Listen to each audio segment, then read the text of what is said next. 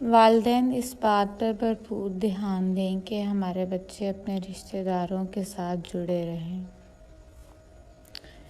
اپنے بچوں کو ملنے جلنے کے آداب سکھانے بہت ضروری ہیں، خصوصاً بڑوں سے ملنا، ان کا ادب کرنا۔ موڈ نہیں بھی ہو رہا،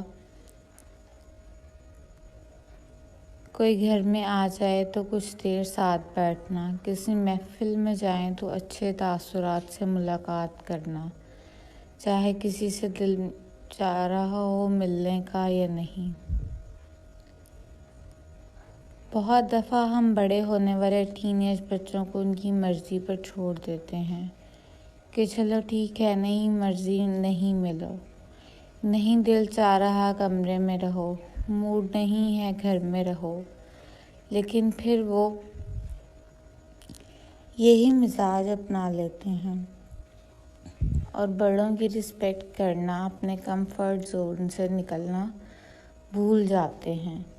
سوچیں پھر یہی بچے جب عملی زندگی میں جاتے ہیں تو صرف شوہر بیوی تک اور بیوی شوہر تک محدود، اور ایک دوسرے کے لیے حد سے زیادہ حساسیت، اور اس کے علاوہ کسی اور رشتے کو نبھانا مشکل لگنے لگتا ہے، بلکہ برداشت ہی نہیں ہوتا۔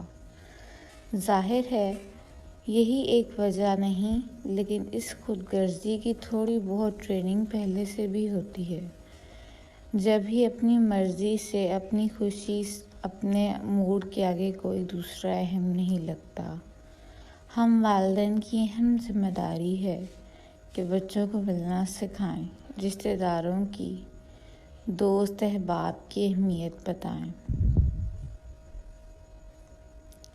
فلاں کو کبھی موقع لگے کال کروائیں، کسی بزرگ رشتہ دار یا فیملی فرینڈ سے خصوصی ملوانے لے جائیں۔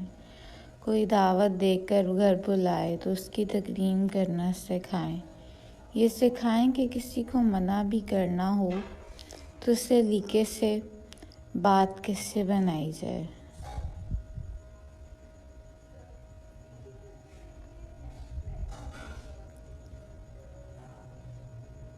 ان کو محفلوں میں لے کر جائیں، متعارف کروائیں، چہرے کے تاثرات پر کنٹرول کرنا سکھائیں، ملاقات میں کہنے والے جملے، حال چال پوچھنا سکھائیں۔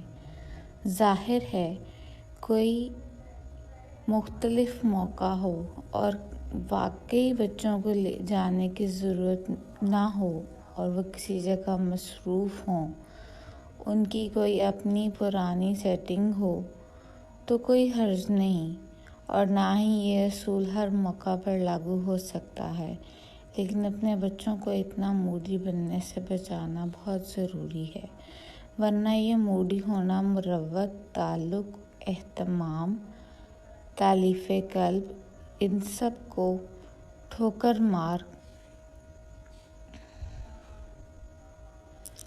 مار کر بس جیو اور جینے دو پر چلتا ہے اور آئی ڈونٹ کیئر والی شخصیت بن جاتی ہے۔